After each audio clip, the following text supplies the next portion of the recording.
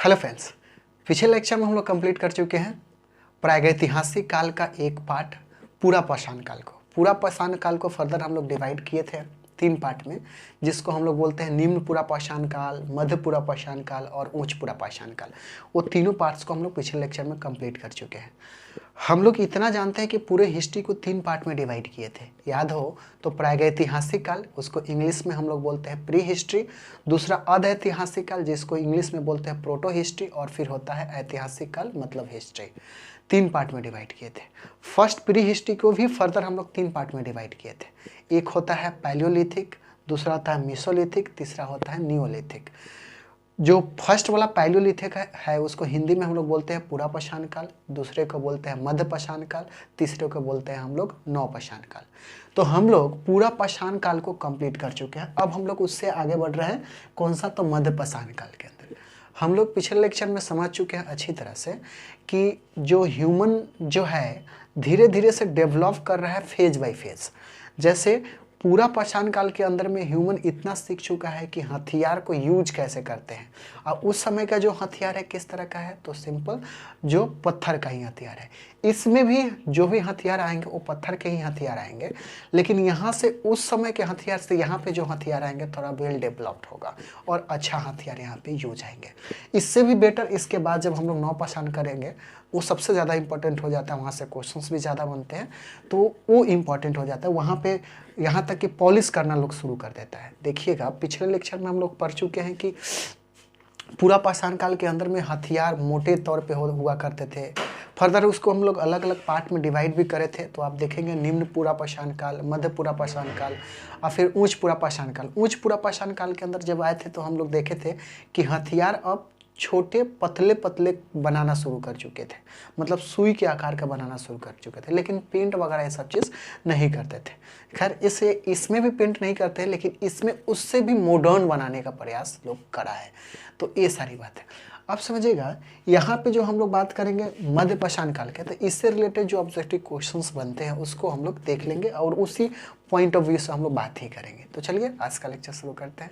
मैं हूँ के कश्यप और प्यारा चैनल आपका आज को। चलिए हम लोग ये जानते हैं कि पूरा पाषाण काल को हम लोग जो भी बेस बनाए थे हथियार, मतलब जो औजार उस समय के मिले थे, जो बस्ती मिले थे, उसी के आधार पर उसका स्टडी किया गया था। हम लोग जानते हैं कि यहाँ पे कोई रिटेन रिकॉर्ड नहीं है, मतलब लिखा हुआ कोई चीज़ मिला नहीं है।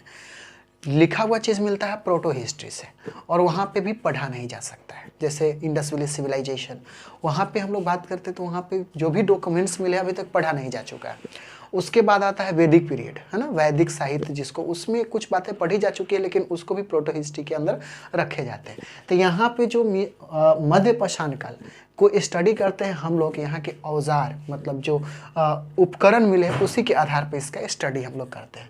उसके पहले जान लीजिए कि मध्य पाषाण काल को इंग्लिश में क्या मेसोलिथिक एज बोलते हैं, और इसका जो फेज है 10,000 से 3500 BC के बीच का माना जाता है कि इतना ही के बीच में ये लाइस करता था। ठीक है, ये टाइम पीरियड है। टाइम पीरियड चेंज हो सकता है, किसी बुक में अलग किसी बुक में अलग मिल सकता है, इससे हड़बड़ाने की बात नहीं है। ठीक है, अब समझिएगा ये जो मेसोलिथिक एज है, मतलब कौन सा, मध्य पाषाण काल जो है, ये पूरा पाषाण और नव पाषाण के बीच वाले पार्ट को हम लोग बोलते हैं कौन सा, मध्य पाषाण। नाम से भी पता चल रहा है कि किसी न किसी दो के बीच में होगा था। किसके बीच में, पूरा पाषाण काल, नव पाषाण काल। पूरा पाषाण काल हम लोग कंप्लीट कर चुके हैं, बीच वाले को कर रहे हैं, और फिर इसके बाद हम लोग नव पाषाण काल को करेंगे। तो ये कहा जाता है कि पूरा पाषाण काल और नव पाषाण काल, इसको पूरा पाषाण काल को इंग्लिश में बोलते हैं पैलियोलिथिक, और इसको नियोलिथिक के बीच के एज को हम लोग बोलते हैं मेसोलिथिक। ये बात आपको समझ में आया।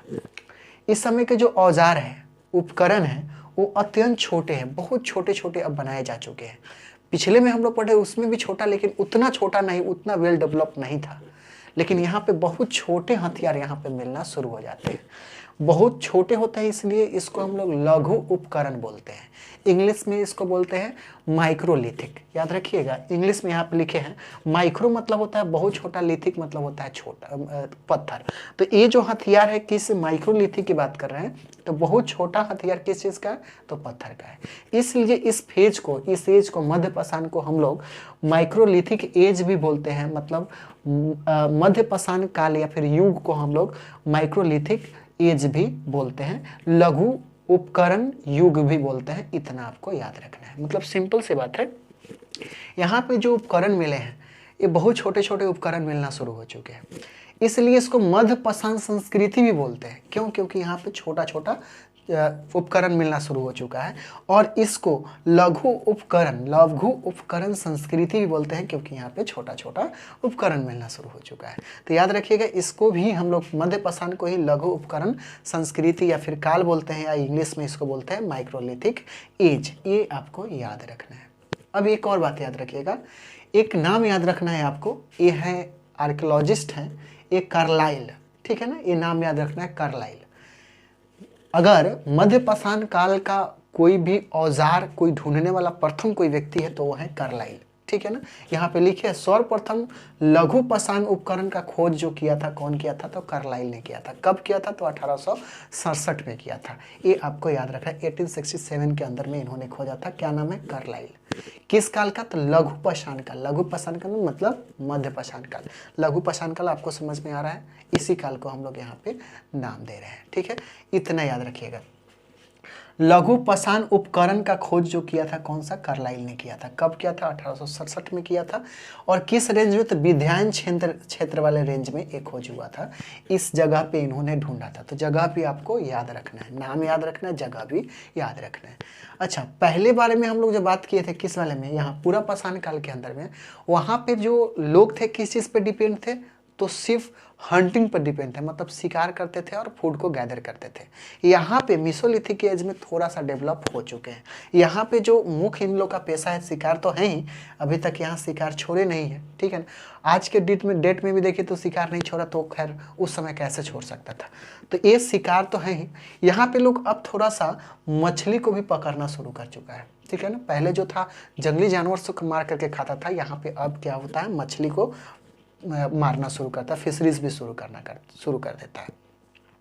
और इस तरह से खाद्य संग्राहक, उस समय भी हम लोग पूरा पाषाण काल के अंदर में पढ़े थे कि शिकार करना और कौन से खाद्य संग्रह, मतलब जो भी फूड है उसको जुगाड़ करके रखते थे। यहाँ पे तो मछली पकड़ना शुरू कर दिए। और साथ में एक और बात याद रखिएगा, पशुपालन भी यहाँ से शुरू हो चुका है। क्या शुरू हो चुका है? पशुपालन भी यहाँ पे शुरू हो चुका है।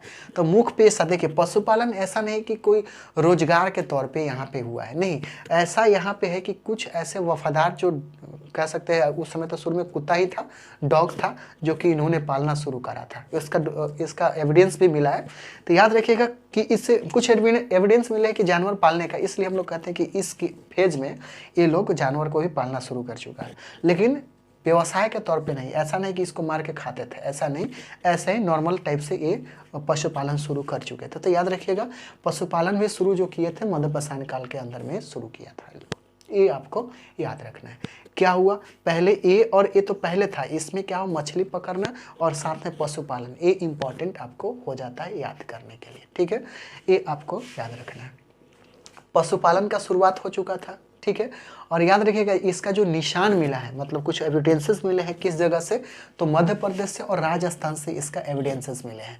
एविडेंसेस किस तरह से मिले हैं? तो याद रखिएगा, मानव का कंकाल के साथ में कुत्ता का कंकाल, मतलब डॉग का कंकाल साथ में एक ही साथ दफनाया हुआ मिला है। उससे पता चलता है कि आदमी जो है उस समय डॉग्स को पालना शुरू कर चुका था, मतलब कुत्ता को पालना शुरू कर चुका था। इससे इसका प्रूफ मिल जाता है कि यहाँ पे पशुपालन शुरू हो चुका है, ठीक है। इसी बात को देखें, मानव अस्थिमंजर और कुत्ता का अस्थिमंजर साथ में एक साथ ही दफनाया हुआ आपको मिल जाता है। इससे पता चल जाता है कि यहाँ पे क्या है, कि यहाँ पे पशुपालन शुरू हो चुका था।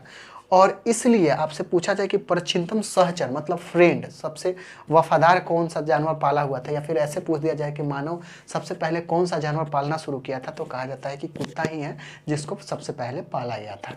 इसी एविडेंस से आपको पता चलता है। तो इससे आपको याद रखना होगा।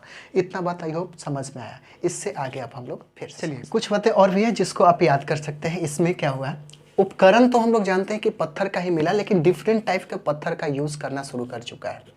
हम लोग पैलियोलिथिक में सीखे थे, उसमें भी कौन सा छोटे वाले पूरा पाषाण, निम्न पूरा पाषाण के अंदर में हम लोग जानते हैं कि सिर्फ इसी का यूज करके लोग उपकरण बनाया करते थे। ये भी क्या टाइप ऑफ कौन सी पत्थर या स्टोन ही है, ये आप याद रखेंगे।